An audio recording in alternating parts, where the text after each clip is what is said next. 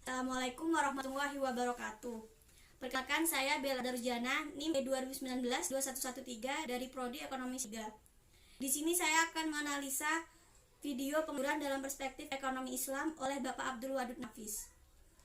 Dari sudut pandang Islam, pengangguran bukan tanggung jawab mutlak dari pemerintah, karena hal ini termasuk tanggung jawab berbagai pihak, termasuk umat Islam.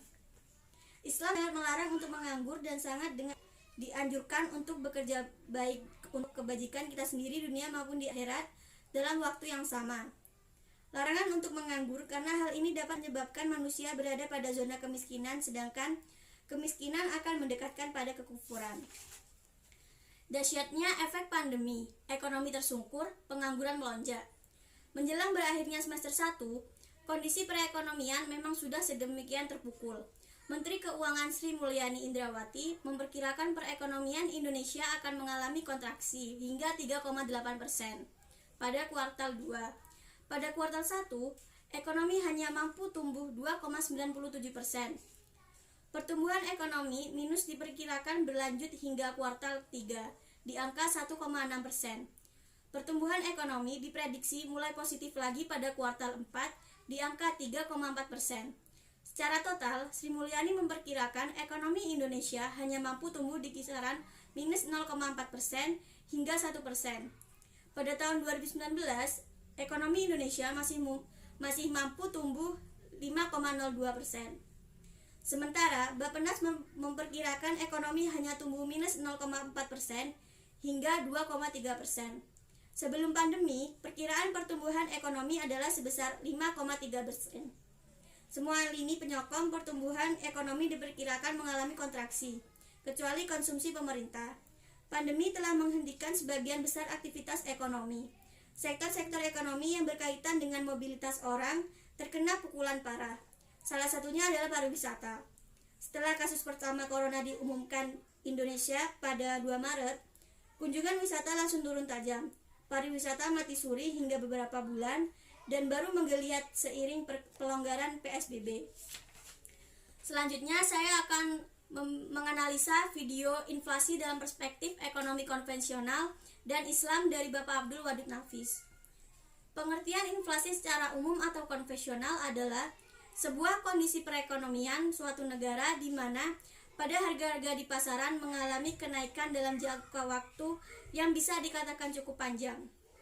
Sedangkan inflasi menurut perspektif Islam sebenarnya adalah di dalam Islam tidak ada yang namanya inflasi, karena mata uang yang dipakai dalam Islam adalah dinar dan dirham yang mempunyai nilai stabil dan dibenarkan dalam Islam.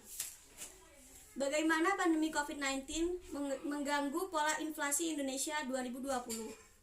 Badan Pusat Statistik (BPS) mencatat pandemi COVID-19 telah mengganggu pola inflasi di Indonesia.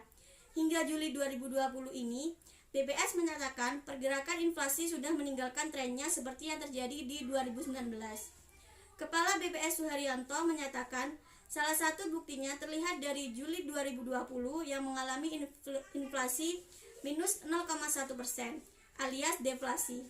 Deflasi ini tentu tidak biasa karena terjadi 2 bulan sesudah periode Ramadan yang berakhir per Mei 2020.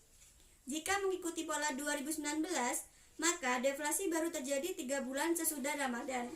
Pada September 2019, sudah 3 bulan dari Juni 2019, misalnya terjadi inflasi minus 0,27%. Gangguan COVID-19 pada inflasi Indonesia sebelumnya juga sudah terlihat pada rendahnya inflasi di bulan Ramadan yang jatuh selama April sampai Mei 2020. Inflasi keduanya tercatat hanya 0,08 dan 0,07%. Idealnya, inflasi seharusnya terjadi di Ramadan seperti Mei sampai Juni 2019, di kisaran 0,68 dan 0,55%. Suharyanto mengatakan kondisi Ramadan 2020 memang berbeda, karena jumlah uang yang beredar tak banyak.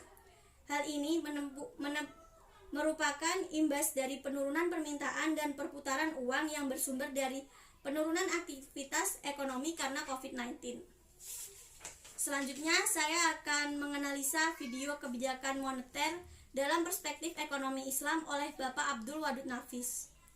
Kebijakan moneter adalah suatu usaha dalam mengendalikan keadaan ekonomi makro agar dapat berjalan sesuai dengan yang diinginkan melalui pengaturan jumlah uang yang beredar dalam perekonomian. Kebijakan fiskal, moneter, dan jasa keuangan untuk mengatasi dampak COVID-19 di Indonesia. Hampir 6 bulan lamanya, Indonesia bergulat mengatasi pandemi COVID-19. Tak hanya berdampak pada sisi kesehatan, pandemi COVID-19 juga membuat kegiatan ekonomi nasional melambat. Pendapatan masyarakat berkurang, pengangguran bertambah, angka kemiskinan meningkat, dan derajat kesejahteraan secara luas menurun. Peningkatan kasus COVID-19 selanjutnya berdampak pula pada perlambatan pertumbuhan ekonomi nasional, penurunan penerimaan negara, serta peningkatan belanja dan pembiayaan negara.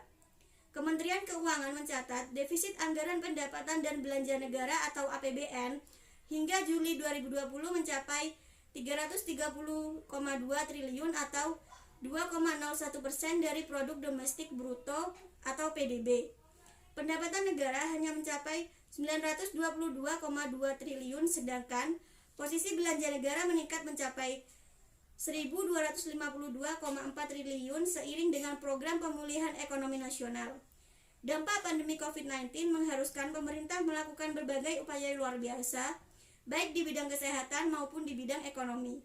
Secara makro, langkah-langkah tersebut dapat dilihat dari sisi kebijakan fiskal dan moneter.